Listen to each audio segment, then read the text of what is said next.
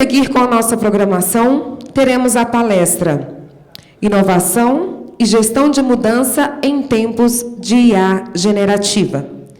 Temas fundamentais no cenário atual de constante evolução nos negócios e na tecnologia.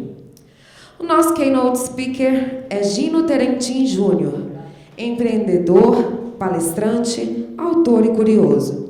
Professor de MBA no IBMEC, doutorando pela Universidade de Bordeaux, com MBA em Economia Brasileira pela FEA USP, entre outros portfólios, programas e projetos.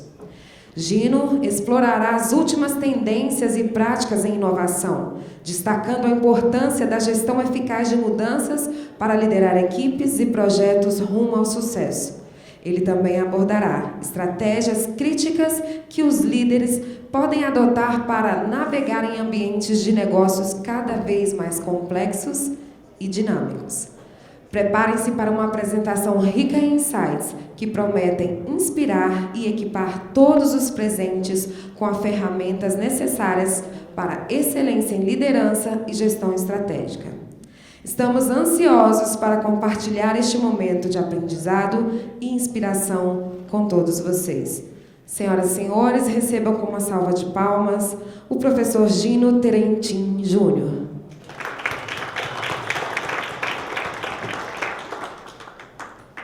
Boa tarde. Tudo bem? Antes do almoço, a gente concorre com a fome.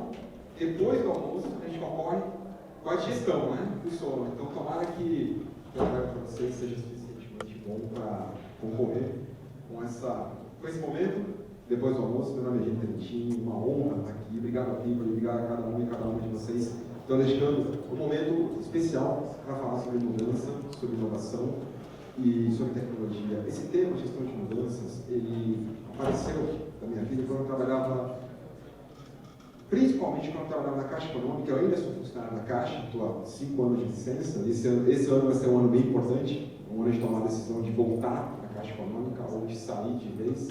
E só quem é servidor, só quem de alguma forma trabalhou como empregado público, sabe como é difícil tomar essa decisão de voltar ou não, né?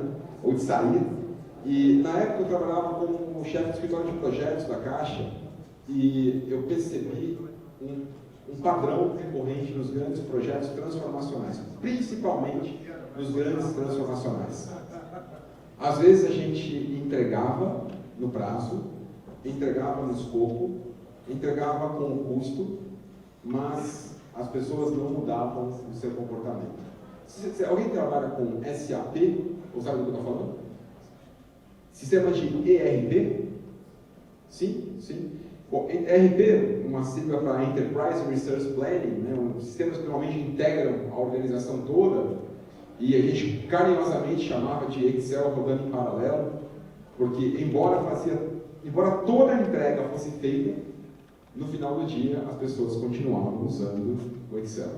E o SAP a gente chamava carinhosamente de sistema apoiado por planilhas, porque embora fizéssemos todas as entregas, as pessoas continuavam rodando o Excel. Então, quando o Piccoli me falou sobre o evento e a temática, hoje para mim, o grande problema na inovação não é o acesso às tecnologias, embora seja ainda um divisor, né? Mas para mim o grande problema ainda continua na mudança de comportamento.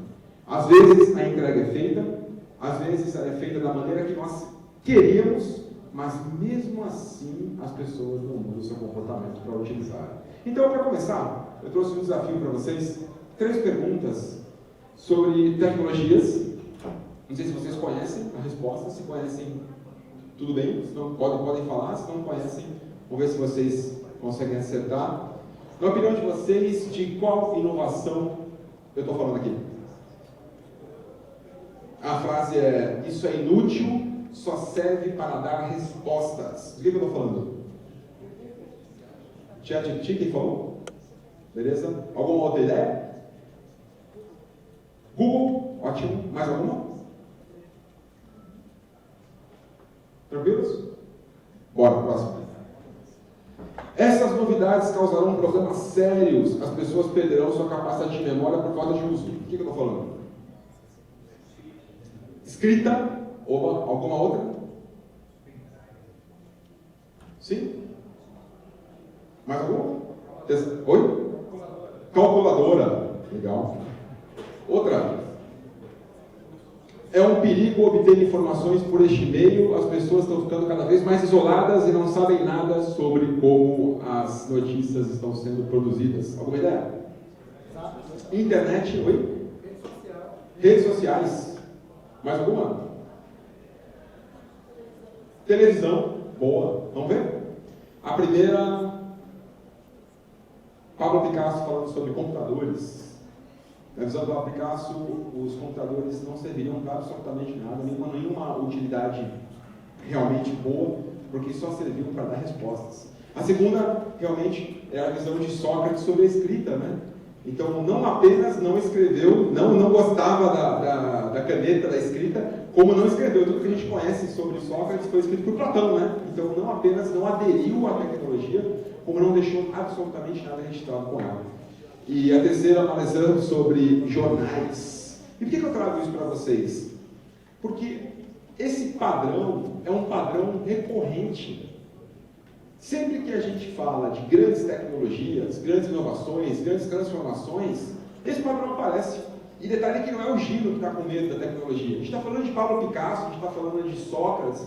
Há uma outra frase muito famosa do Charles Chaplin em relação ao cinema falado, que ele via com extrema descrença em relação ao uso dessa tecnologia. Então, esse padrão de essa tecnologia ela não vai pegar, ou essa mudança não faz sentido, ele aparece em diversos momentos. De fato, a mudança, ela desafiar o status quo, gera um desconforto. E por falar em mudança, é importante também contextualizar ou conceituar o que é mudar.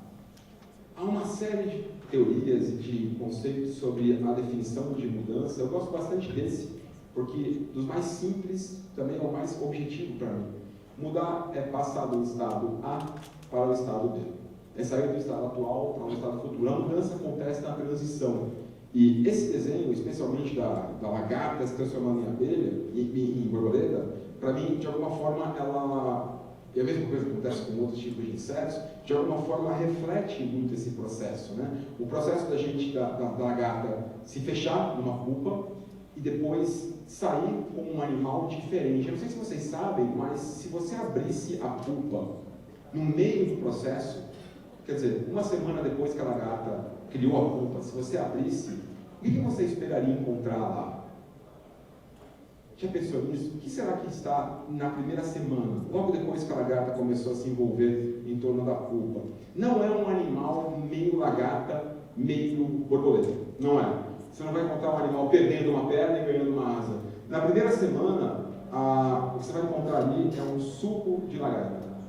O animal ele é totalmente digerido, ou quase totalmente digerido, dando espaço para que a partir da morte da lagarta nasça a borboleta. Apenas um conjunto dos mais de 7 bilhões de células da lagarta que não sofre nenhum processo de digestão. O nome dele o nome desse conjunto de células, disco imaginal. O disco imaginal ele conserva as informações sobre o estado futuro da lagarta. Olhando para a natureza, a gente começa a ter alguns insights. A gente está falando de 4,8 bilhões de anos de conhecimento sobre o que é necessário para um processo transformacional. Primeiro, em algum lugar, eu tenho clareza do estado futuro. E as células imaginais conservam as informações sobre o bicho que vai nascer. É interessante que, ao longo do século XX, sempre que se falou de gestão de mudanças, ou de mudança, de inovação, se falava dessa forma. Esse autor, psicólogo Kurt Lewin, muito famoso, principalmente no começo do século XX, por suas pesquisas em relação à liderança, e para Kurt Lewin, a mudança acontecia em 3 estágios. Eu descongelo o estado atual, eu faço a minha mudança e eu volto para um novo estado. Eu passo para um novo estado, quer dizer, eu saio do estado A e eu alcanço o estado B. E durante o século XX, todos os modelos de gestão de mudanças que nós conhecemos trabalhavam a mudança nessa perspectiva. Eu descongelo o estado atual, eu faço a mudança e eu recongelo o estado futuro. O que tem mudado em relação a essa visão no século XXI não há mais o congelar. E um cara que falou sobre isso, Zygmunt Bauman, um dos maiores filósofos do século XXI, conhecido pela sua obra Modernidade Líquida. Para o Bauman, a grande característica do século XXI é não haver mais o estado sólido.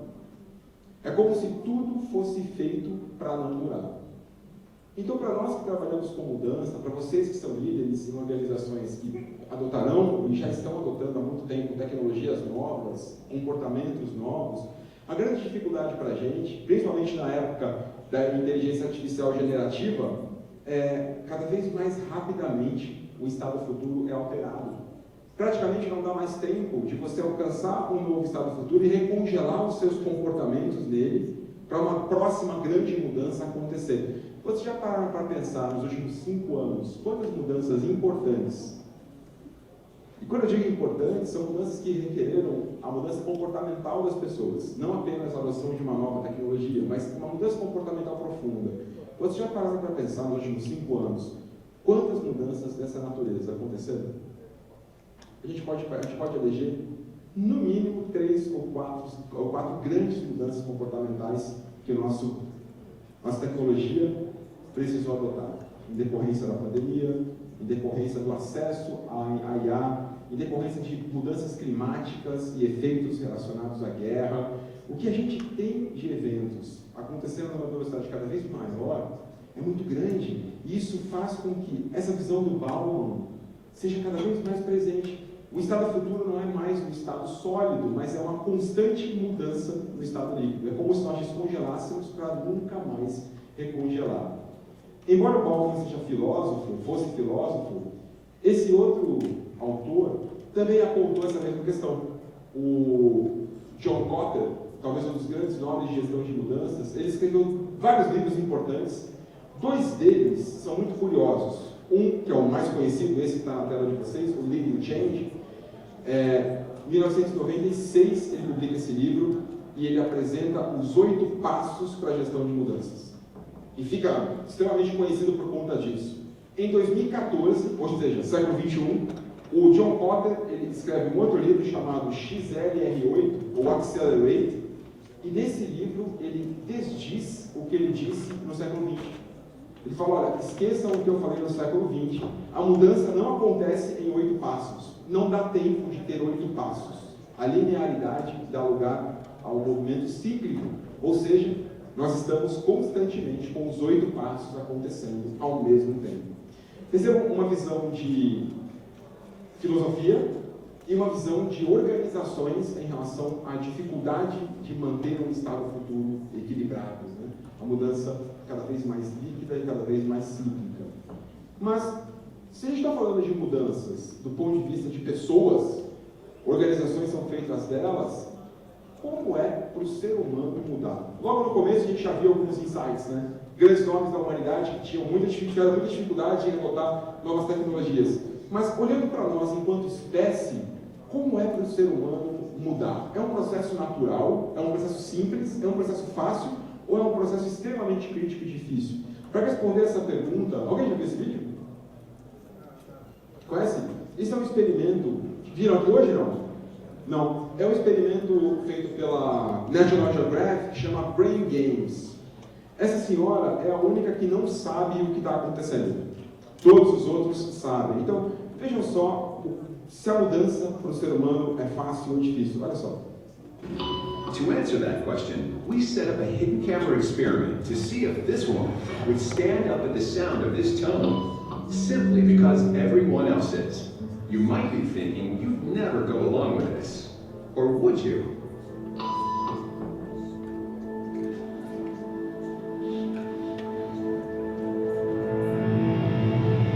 After just 3 beats, and without knowing why she's doing it, this woman is now conforming perfectly to the group. But what happens if we take the group away? Elaine, please.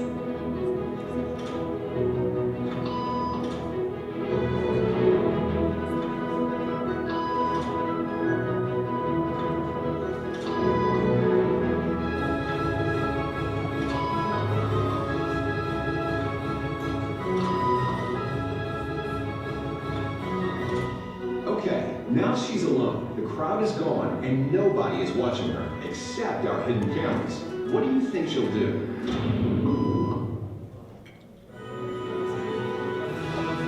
She's now conforming to the rules of the group without them even being there. Now, watch what happens when we introduce another outsider who doesn't know the rules. Have a seat and they'll be out in just a couple minutes. Thanks so much.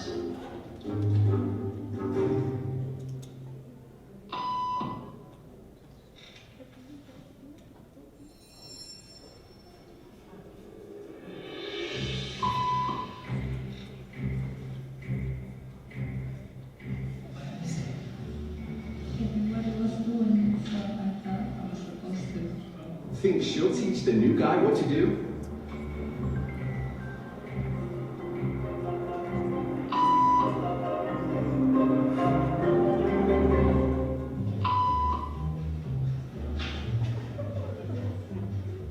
We kept the cameras rolling as more unsuspecting patients arrived.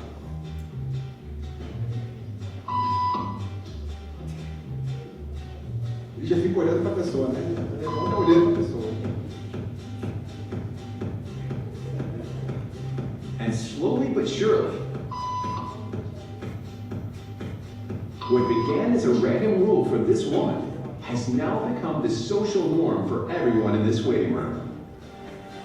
Here to explain what's going on in their brains is Jonah Berger of the University of Pennsylvania.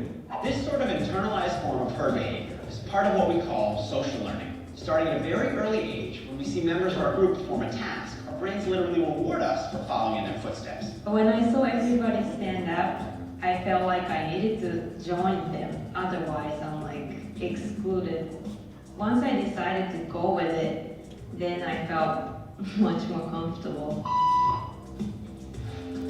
Conformity is how we become socialized, but it can also cause us to develop bad habits and repeat past wrongs. And it's why even this rebel, who wasn't standing for any of this nonsense, eventually joined the ranks. And the only thing more shocking than seeing how easily conformity affects the way you act is that similar forces are subconsciously shaping the way you think right now. Revoltadíssimo, né? Ele estava revoltadíssimo, mas mesmo assim ele não conseguiu, é irresistível, né? E é isso que vocês acabaram de ver, o que a gente pode chamar de cultura organizacional. Edgar Schein talvez seja um dos grandes nomes sobre o tema. E olha só que interessante, eu não costumo trazer muito texto para slides em momentos como esse, mas esse eu faço questão de trazer. Olha como é que o Edgar Schein define cultura organizacional. Um padrão de suposições básicas compartilhadas que o grupo aprendeu ao resolver seus problemas de adaptação externa e integração interna, que tem funcionado bem o suficiente para ser considerado válido e, portanto, ensinado a novos membros como a maneira correta de perceber, pensar e sentir em relação a esses problemas. Não só nós entendemos que continua funcionando, como nós ensinamos isso para os novos membros. Na Caixa, uma coisa que aconteceu durante muito tempo, quando a gente falava de transformação digital, era a frase: eu preciso colocar alguém novo para oxigenar o grupo. De acordo com o que a gente acabou de ver, isso absolutamente não funciona, porque a cultura organizacional vai mudar o comportamento daquelas pessoas.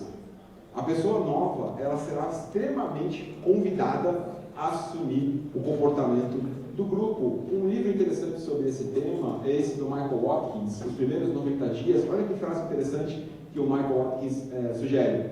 A cultura organizacional funciona como o sistema imunológico das organizações. Nesse livro ele conta a transição dele de técnico para gestor ou para líder em uma organização. E os primeiros 90 dias são os momentos, foram os momentos mais críticos para ele conseguir fazer esse processo, porque a cultura reage de encontro à mudança que a gente está sugerindo. Um outro cara que falou sobre isso, em 1976, o nome dele é Richard Dawkins, o livro O Gênio Egoísta.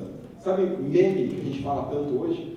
Foi o Richard Dawkins que cunhou esse termo, quando ele compara uma ideia, um meme, a um gênio. É como se uma ideia integrada com outras ideias reagisse de uma maneira tão violenta contra uma ideia nova como um gene, como um ser imunológico reage a um agente externo. Então, mudar, responder à pergunta inicial, para a gente não é fácil, enquanto seres humanos. E se nós estivermos falando de nós individualmente, não é fácil. Agora, quando nós estamos num grupo que tem um comportamento próprio, a mudança é ainda mais desafiadora. E quando nós estamos num grupo de vários grupos, numa organização? Hoje, segundo o Piper, nós temos representantes de 27 organizações aqui, podemos chamar assim. Então nós temos um grupo de muitos grupos.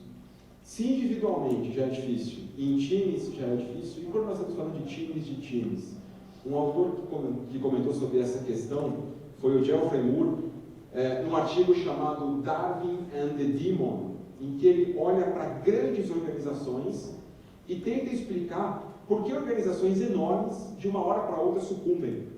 Estavam indo bem durante uma vida inteira e, de repente, de uma hora para outra, elas caem em um buraco, como se tivesse aberto um buraco embaixo delas. O que acontece? E a esse fenômeno ele chama de o demônio. E nesse artigo, que depois dá origem ao livro chamado Dealing with Darwin, Darwin por conta da seleção natural, e o demônio é o que ele chama o fator que faz com que as organizações sucumbam de uma hora para outra, ele define esse demônio com um nome. Alguém arrisca dizer? Qual é o nome do demônio das organizações que faz com que elas sucumbam de uma hora para outra, estando tudo bem, perfeito, e de uma hora para outra elas caem?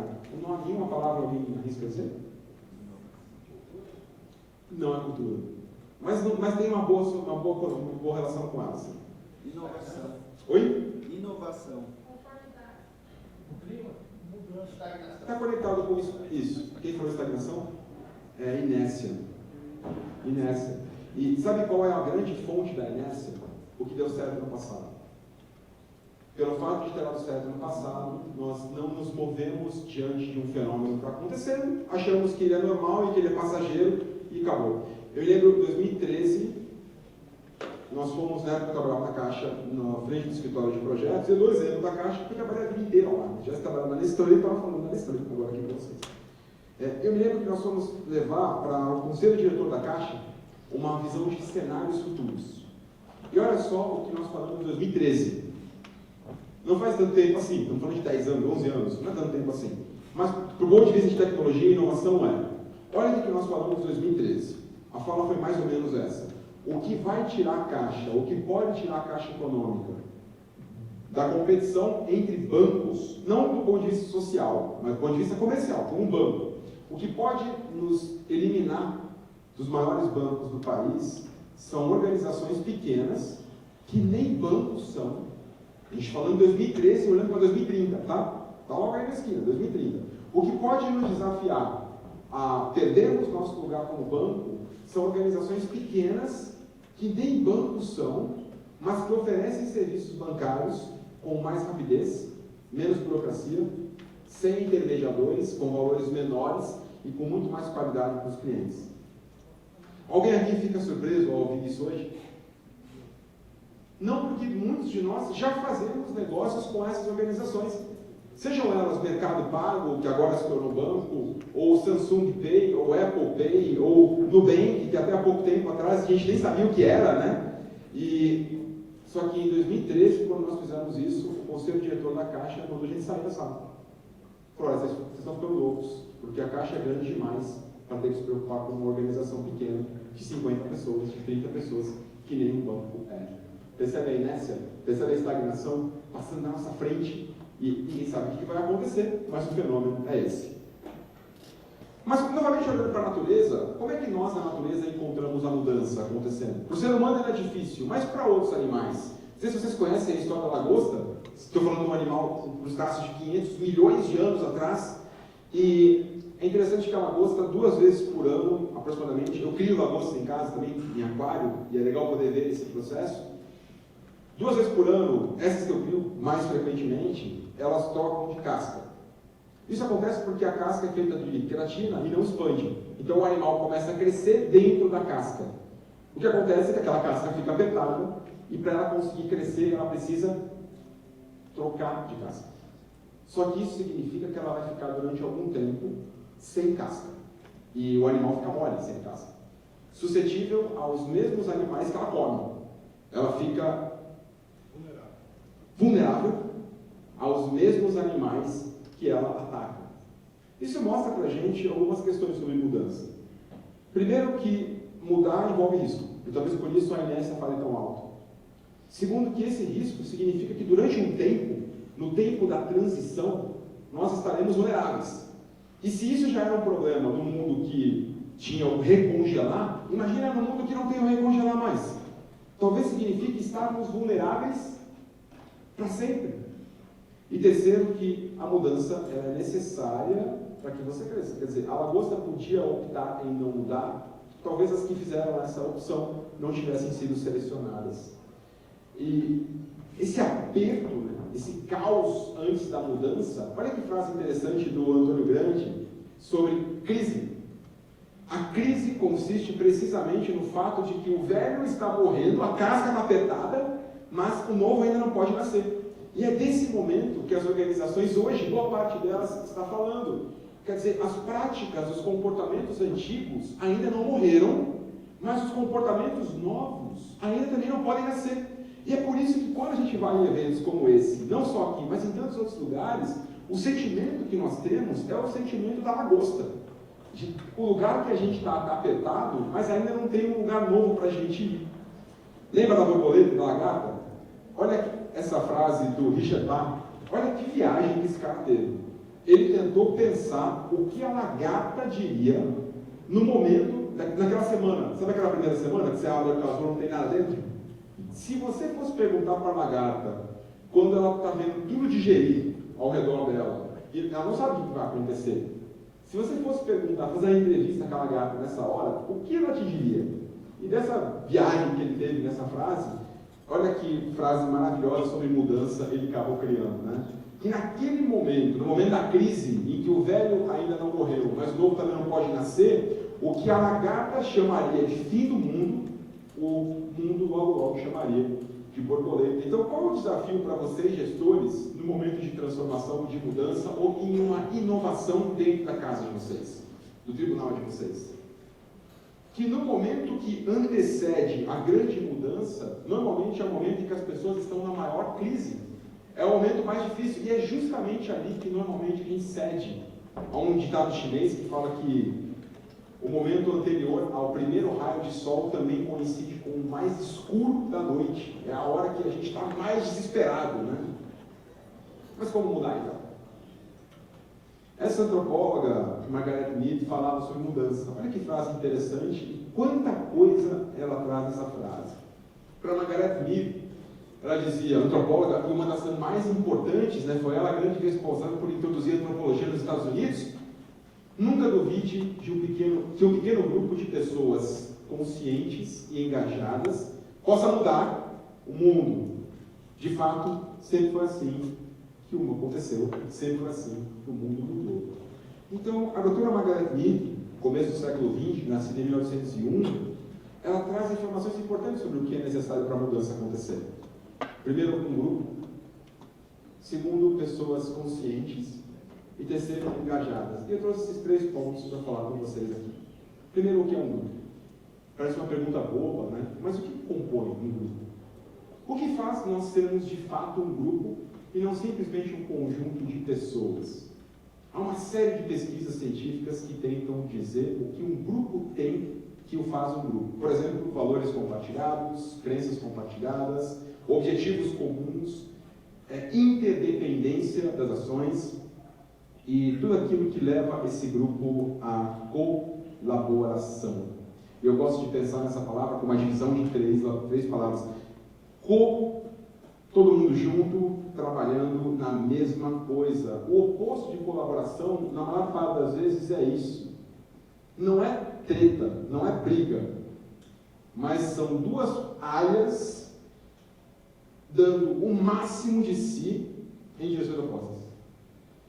Isso muitas vezes acontece na área de, por exemplo, a área de TI e a área de negócios, ou a área de negócios e a área de RH, e assim por diante. E se você chegar para eles no final do ano e perguntar como é que vocês estão, todo mundo vai dizer que está exausto. Porque porque deu o máximo. Mas pensa comigo, o que aconteceria se a justiça não tivesse aquilo?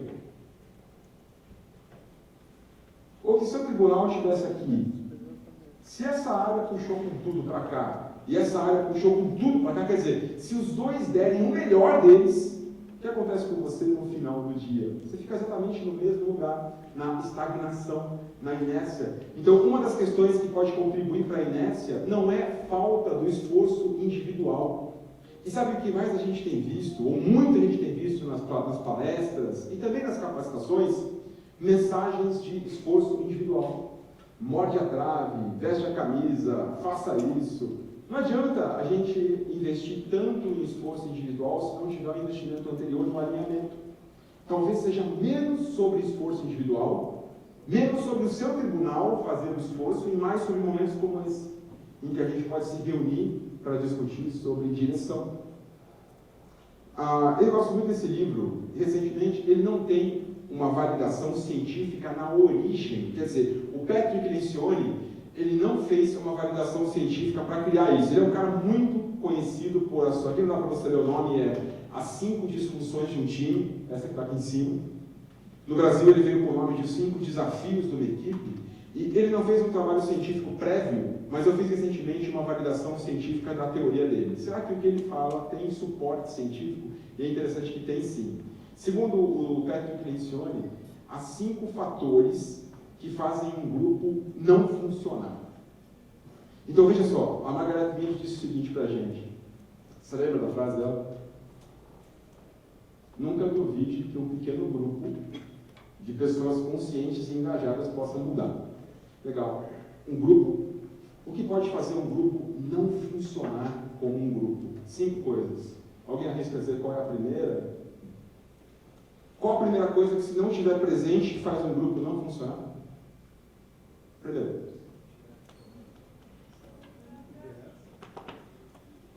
A liderança vai precisar disso também.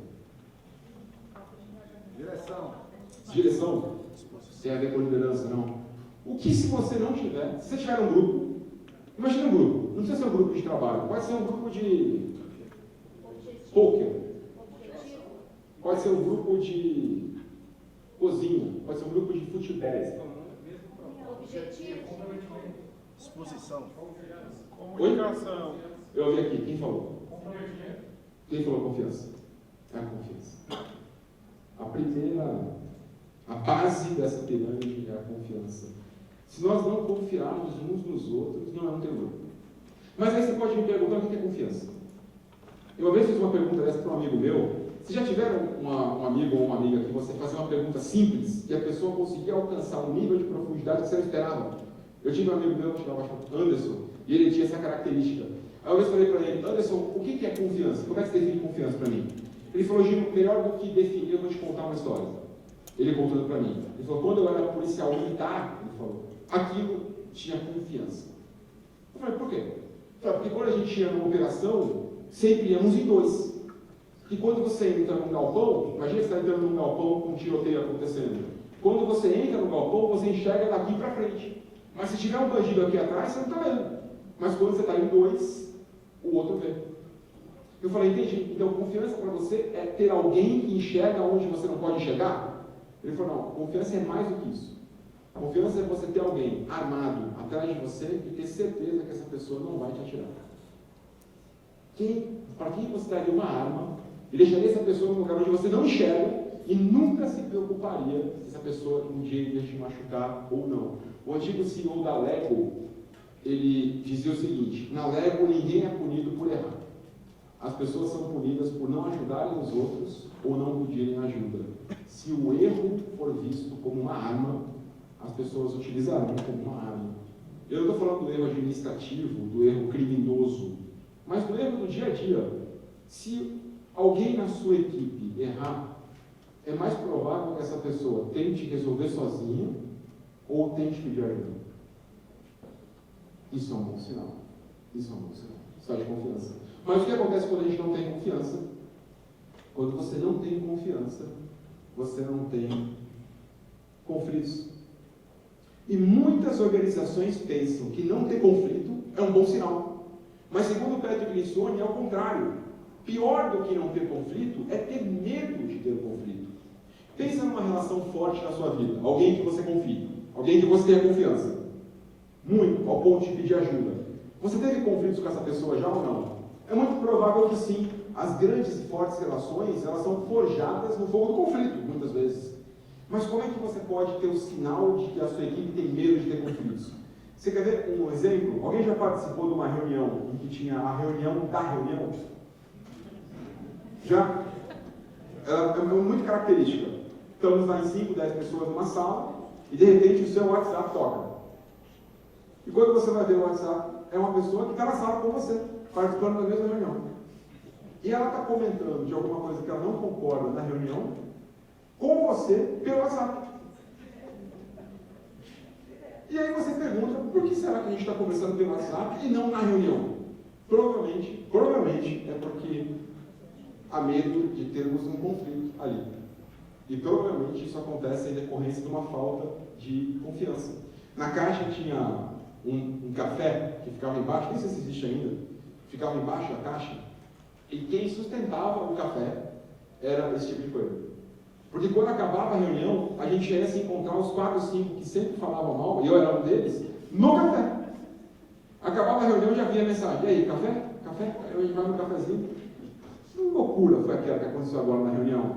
Onde tem carta com a cabeça? Aqui não tem a menor chance de dar certo. Mas por que isso não foi dito durante a reunião? Uma equipe que faz isso não é uma equipe, não é um grupo, não confia. Então, não ter confiança nos leva a termos medo de conflitos. E uma vez que nós tenhamos medo de conflito, nós também não nos comprometemos. Um time que não tem conflitos não se compromete. Um time que não se compromete não se cobra. E um time que não se cobra não tem sede de mais resultados, ou sede de mudança. Segundo Patrick Lencioni, são as 5 características que podem impedir um grupo de ser um grupo.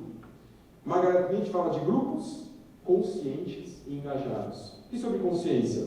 Sobre consciência, eu trago para você esse modelo criado por um cara chamado Jeffrey Hiatt, de mudança. O nome desse modelo é ADKAR. Alguém já ouviu falar nele? ADKAR é um acrônimo para consciência, desejo ou consciência. Olha a consciência aqui, ó. Desejo, conhecimento, habilidade e reforço. Segundo a ADKAR, se você vai fazer uma mudança individual e você não tiver esses 5 fatores, a mudança não acontece. Consciência é o primeiro deles. Consciência, dados, fatos, informações que me digam que aquela mudança é necessária. O que acontece com um grupo que vai mudar sem ter consciência? Ele sente confusão. O sentimento de confusão é comum em grupos que estão mudando sem consciência da necessidade de mudar. Então, não adianta você levar uma inovação para a sua organização, seja ela uma tecnologia ou um processo novo. Para você conseguir fazer as pessoas realmente como um grupo mudarem, a primeira coisa que você vai precisar trabalhar é a consciência individual deles. Por que essa tecnologia é melhor que a anterior? Por que nós precisamos mudar? Mas só a consciência não basta. O segundo é o desejo. E o desejo é sobre querer. Quando eu sei que eu preciso, mas eu não quero, o sentimento é de resistência. Você andou com alguém resistente à mudança? Eu gosto de pensar na resistência como alguém empurrando um piano com uma lixa na ponta do pé. Uma pessoa que tem resistência, ela gera atrito. E o atrito gera marcas por onde ele passa. Uma pessoa resistente, ela vai marcar por onde ela passar. E o que quer dizer a resistência? Quer dizer que eu não quero mudar. Eu parei de fumar em 2012 e eu fumava 3 maços de cigarro por dia. E durante muito tempo eu tinha consciência dos males do cigarro, mas eu não queria parar de fumar. E era capaz de convencer as pessoas que não pararem junto comigo também. Eu me dizia um resistente a parar de fumar.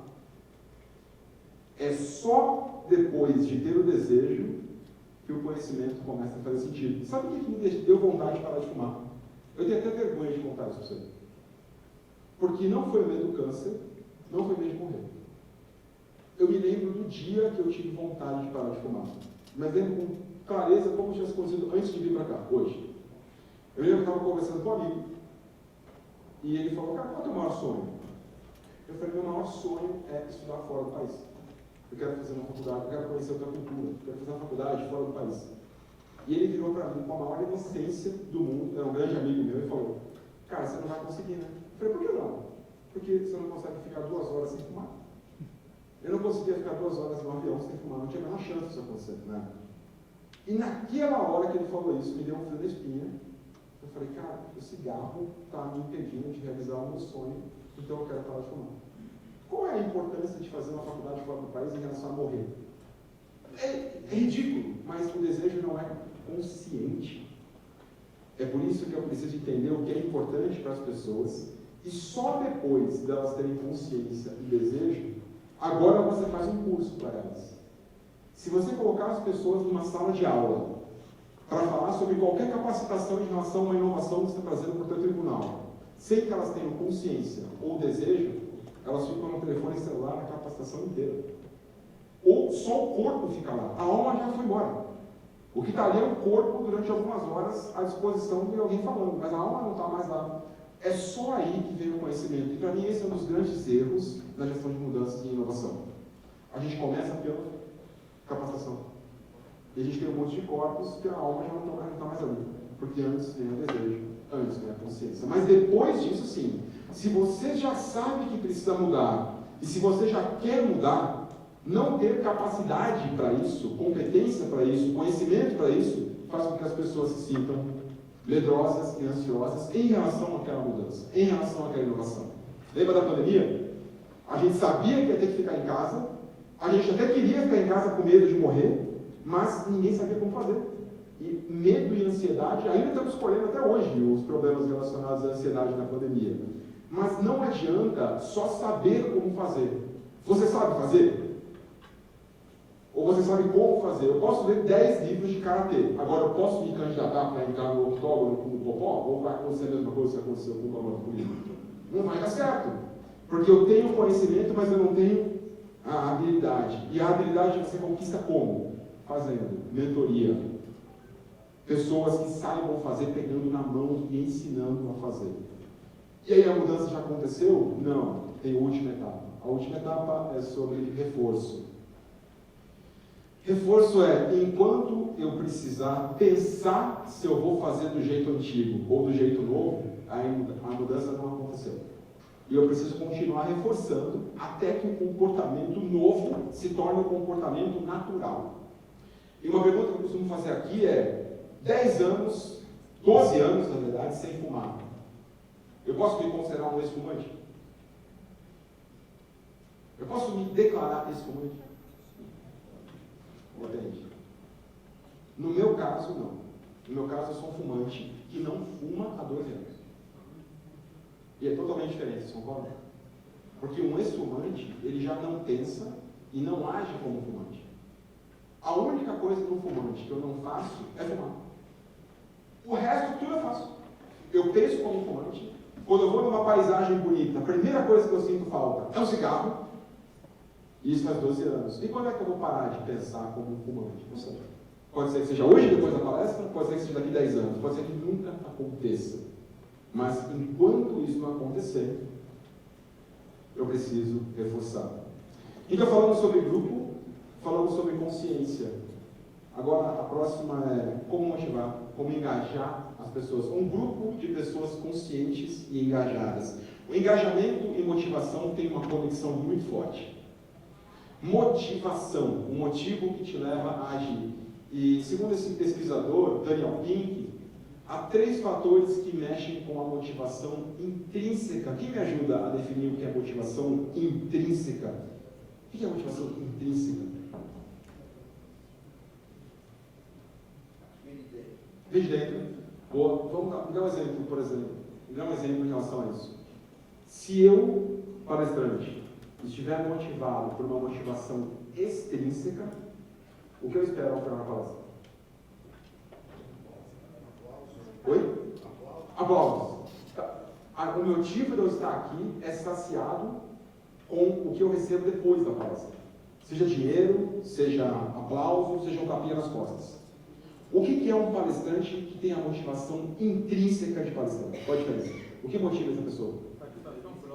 Palestrar, concorda? Aqui na frente. Está aqui a motivação. Se eu vou receber o aplauso ou não, isso é importante? Sim, mas isso não me move a vir de novo aqui amanhã. Eu posso fazer uma palestra, receber 0 aplausos e amanhã vir com a mesma vontade de qualquer pessoa que eu estava antes. Isso é motivação intrínseca. E o Daniel Pink, que não é um cara de motivação humana, ele é um advogado. O TED dele é muito legal, vale muito a pena assistir. Ele fez uma pesquisa, como todo advogado é um cara que tem habilidade de leitura, e indignado com o fato das organizações não usarem o conhecimento científico para tomar decisões, o que o Daniel Pink fez? Pegou todos os estudos motivacionais do século XX para entender o que motiva o ser humano. E ele identificou 3 motivações intrínsecas que estão presentes em todos nós aqui. Segundo ele, o ser humano é movido por 3 questões. Segundo ele, não. Segundo todas as pesquisas que ele teve a oportunidade de avaliar. Propósito, maestria, autonomia e maestria. Propósito é o sentimento de pertencer a algo maior do que você. Por sinal, propósito é algo que faz times viverem mais tempo. Alguém conhece esse estudo? Blue Zones? Alguém viu? Tem o documentário da Netflix também. Isso é uma pesquisa feita por um cara chamado Dan Buettner. E o Dan Buettner foi procurar lugares do mundo em que as pessoas viviam muito tempo. Mas não é viver por viver. É viver mesmo, é viver com qualidade de vida. E um desses lugares, por exemplo, é a ilha de Okinawa, que fica no sul do Japão. É uma das 5 Blue Zones, se eu não me engano. E conhecida porque a qualidade de vida dos habitantes é enorme. Eles vivem mais do que 100 anos e vivem bem mais do que 100 anos. Há mais 4 além de Okinawa. E o que ele percebeu foram 9 fatores que estão presentes em todas essas Blue Zones. 9 coisas que fazem com que comunidades sejam mais longevas. A nossa organização é uma comunidade, certo? Se essas 9 questões estiverem presentes de alguma forma, podemos ter comunidades, times que vivam mais tempo juntos. Aqui estão as 9, especialmente essa é que eu quero destacar. Todas as comunidades tinham clareza de o porquê estão ali. E todo mundo tinha a clareza de contribuir para algo maior do que si mesmo. Para quem gosta de tomar um vinho ou uma cervejinha de vez em quando, né? Se você precisava de um argumento científico para se defender em relação a isso, eu também já te trago um agora. Uma das coisas que o Dan Buettner descobriu é o que ele chama de uma taça de vinho a 5. Percebam que não é um balde de cerveja por dia, é uma taça de vinho a 5. Uma taça de vinho a 5, para eles, todas as comunidades, era de alguma forma associado à longevidade. E algumas questões interessantes, né, como por exemplo, não eram pessoas que faziam exercícios em academia, por exemplo, mas que tinham uma vida que precisavam se mexer. E uma série de outras questões importantes que ele descobriu. Mas o propósito é uma delas. Ou seja, propósito está diretamente associado à longevidade de comunidades. Em Okinawa, especialmente, eles têm uma palavra muito utilizada para definir o que seria esse propósito, ou algo perto disso, que é Ikigai. Alguém já falar nisso? Vale a pena conhecer, tem inclusive o livro Ikigai. É diferente do modelo Ikigai que a gente desenvolveu aqui no Ocidente. A filosofia por trás do Ikigai é muito mais importante, vale a pena conhecer. Propósito, que está associado à motivação, está associado também à longevidade, ou seja, times, grupos, comunidades que têm clareza do seu propósito tendem a viver mais tempo, tendem a ter qualidade de vida por mais tempo também. Segundo, autonomia. Autonomia é o sentimento humano de termos condições de tomarmos nossas próprias decisões. Claro que não é geral, mas dentro de um limite, o quanto eu posso tomar as minhas próprias decisões. Eu vou te dar um exemplo. Esse cara ganhou 2 prêmios. Na época, quando eu trabalhei no Ministério da Ciência e Tecnologia, eu trabalhei no time do grafeno. O grafeno, que é um material possível substituto por lítio, né? O lítio está extremamente... já está no seu limite, né? Muito extremamente próximo ao seu limite, e o grafeno pode ser um substituto para o lítio. E o legal é que o Dr. André Ghen, ele ganhou 2 prêmios. O prêmio Nobel, todo mundo conhece. Vocês já ouviram falar num prêmio chamado Prêmio Ig Nobel? Alguém conhece? Ig Nobel ele é dado para invenções mais estúpidas, que se você fizer alguma coisa que não sirva para nada, você corre o risco de ganhar o Ig Nobel. E ele foi indicado para o Ig Nobel e ganhou o Ig Nobel de Física, porque ele conseguiu fazer uma rã levitar utilizando semicondutores. Porque, convenhamos, não mudou profundamente a vida de nenhuma das pessoas aqui presentes, exceto a rã, né? Imagino que a rã deve ter sido extremamente impactada pelo experimento, mas conferiu a ele o Ig Nobel de Física. Tempos depois, ele foi indicado para o Nobel, e ele ganhou o Nobel de Física também. Mas é aí que está interessante. Como ele ganhou esse Nobel? E quando perguntaram a ele, doutor, a que o senhor atribui esse Nobel de Física? Olha a resposta que ele trouxe. As sessões de sexta-feira à noite eram as grandes responsáveis para esse tipo de coisa acontecer.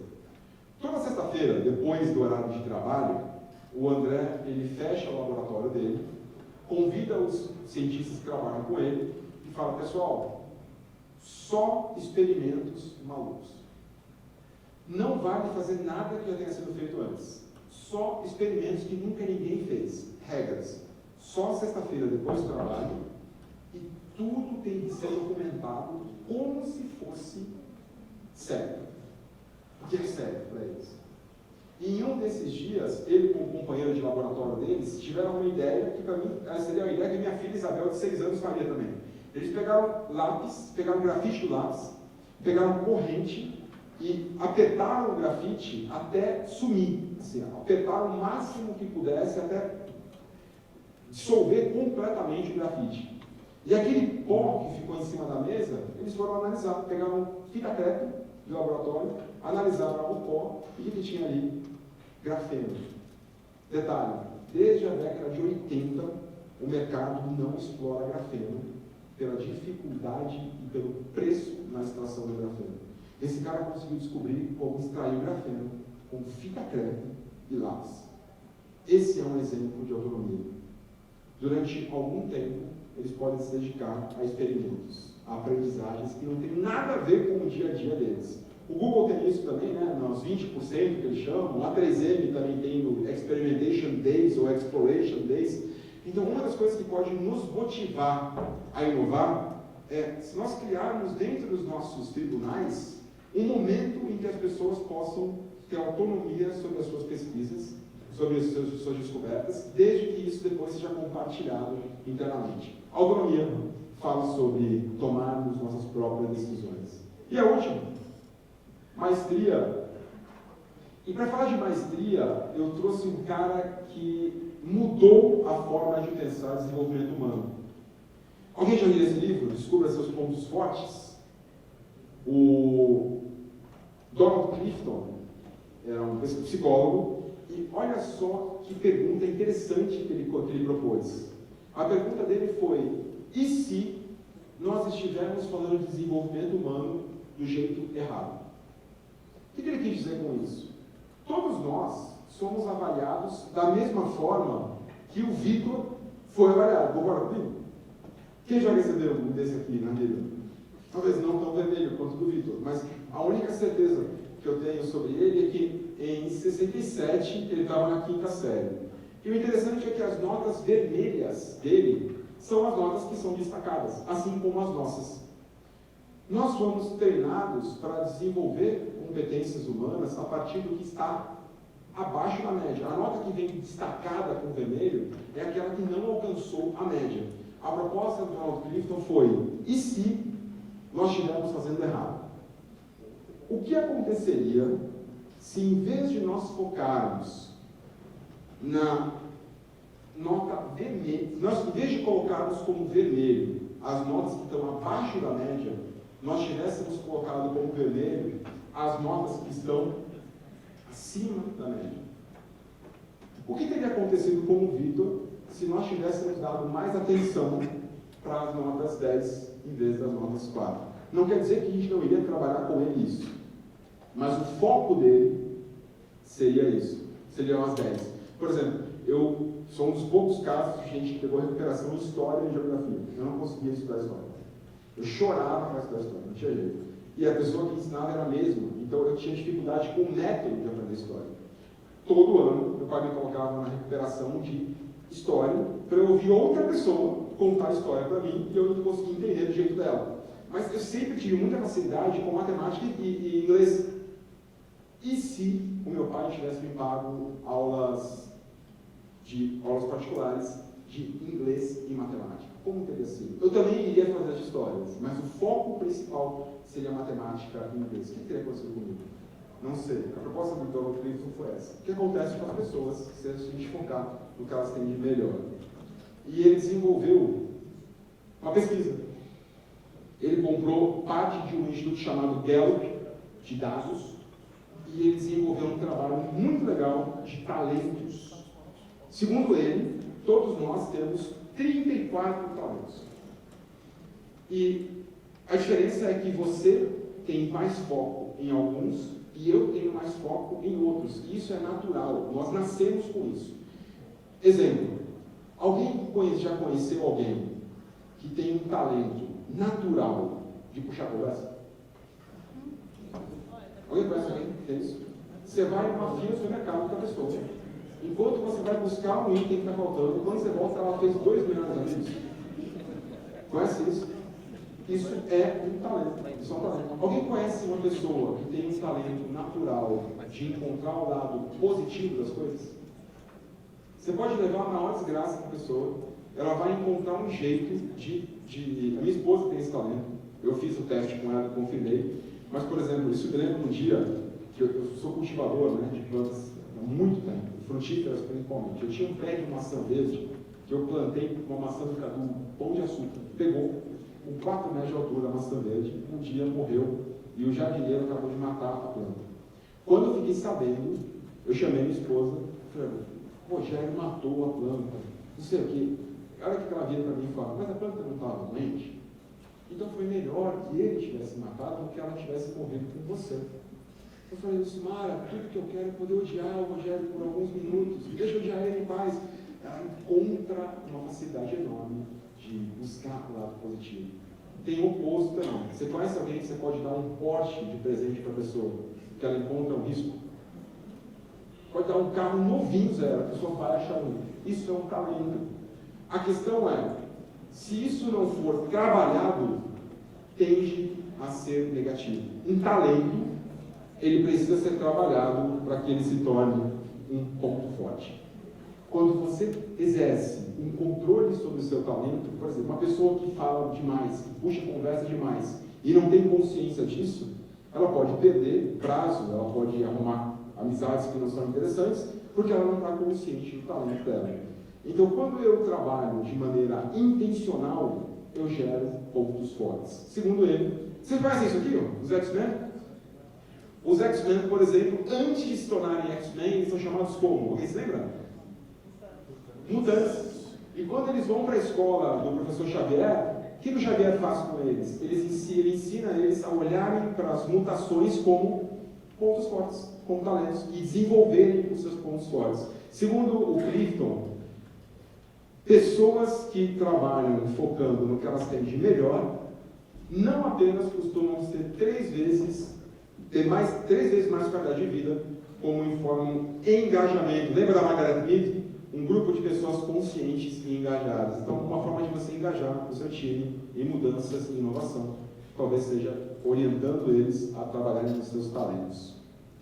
Mas para você não sair daqui hoje, mas eu quero saber mais sobre talentos, eu trouxe para você não apenas esses dados, 7,8% mais produtividade individual, 8,9% de produtividade em grupos, como para você um material extra sobre talentos. Aqui. Se você puder, peço para você acessar esse link aqui. Se você gostou dessa visão de talentos, aqui você vai receber um material sobre os 34 talentos da Gallup. E de modo que você possa, quando você voltar para a sua base, quando você voltar para a sua área, trabalhar junto com o seu time na identificação deles. E eu peço sinceramente, todo mundo conseguiu? Depois eu volto para cá para vocês pegarem, ele vai ficar com esse PowerPoint também. Eu peço sinceramente que vocês não acreditem em mim. Talvez seja o primeiro palestrante que peça isso para vocês. Não acredite na ligação que eu falei, mas teste. Teste por 15 dias. Peça para o seu time, em 15 dias, focar naquilo que eles têm de melhor. Eu gosto muito dessa frase do Saramago, que todo convencimento é uma tentativa de polarização dos outros. E a última coisa que a gente precisa é colonizar os outros com nossas ideias, mas dá para eles talvez a oportunidade de testar. Se você testar isso e esse presente, a ideia é que você possa ver por si mesmo qual foi o tamanho do engajamento do seu time ao trabalhar com os seus próprios talentos em pontos fortes. Então, hoje nós vimos a mudança e a dificuldade de mudar o nosso comportamento em relação ao estado futuro. Mudar, sair do estado atual para o estado futuro. A dificuldade de mudar o comportamento. O que pode nos ajudar a mudar o comportamento? Um grupo consciente e engajado. Um grupo, pessoas que colaboram. E pode haver 5 fatores que impeçam a sua colaboração. Falta de confiança, falta de conflitos, falta de comprometimento, falta de prestação de contas e negligência é resultado. Elas são encadeadas às 5 disfunções do Peter Tensione. Grupos. Consciência, estarmos cientes da necessidade da mudança. E o ADCAR pode ajudar você nisso. Consciência, desejo, conhecimento, habilidade e reforço. E depois a gente falou sobre engajamento. Engajamento você pode trabalhar com 3 coisas. Autonomia, as pessoas poderem tomar suas próprias decisões, e você pode criar um espaço especial para isso acontecer. Uma sexta-feira por mês, uma sexta-feira a cada 2 meses, um hackathon, um campeonato de ideias, um momento em que elas possam exercer sua autonomia. Propósito, a clareza de pertencerem a algo muito maior do que elas. Isso não apenas as motiva, como torna o time longevo e maestria. As pessoas poderem trabalhar intencionalmente naquilo que elas têm de melhor. Eu sempre tive muito problema, esse é o nosso último slide, Piccoli, sempre tive muito problema com essa palavra sorte. Quando eu lembro desse chama sorte, isso me incomodava, porque me preparei tanto e agora estou dependendo da sorte. Até eu comecei a estudar um pouco sobre os estoicos, né? E o Sêneca era um dos estoicos. O interessante sobre o estoicismo é que eles separam a vida em 2 detalhes. As coisas que você tem controle e as coisas que vocês não têm controle. E nos orientam a focar nossa energia naquilo que nós temos controle. E quando eu comecei a estudar um pouco mais sobre o estoicismo, a palavra sorte foi significada para mim, e essa frase do Sêneca me ajudou muito com isso. Que a sorte é quando a preparação encontra com a oportunidade, porque a preparação você tem controle, mas a oportunidade você não tem. E momentos como esse são momentos em que nós temos pessoas de 27 lugares extremamente importantes no nosso país, tomadores de decisão de 27 equipes extremamente importantes no nosso país, que estão dedicando intencionalmente o tempo de vocês para se desenvolverem cada vez mais. Estão se preparando. Então eu desejo que esse evento possa continuar preparando vocês, não só hoje e amanhã, mas ao longo de toda a jornada que vocês estão trilhando, para que ao longo desse ano também, quando as oportunidades aparecerem, a sorte possa brindar. Obrigado pela oportunidade de estar aqui. Se tivermos tempo, estou à disposição para tirar dúvidas, para trocar ideias também. Obrigado pela oportunidade e um ótimo evento para vocês.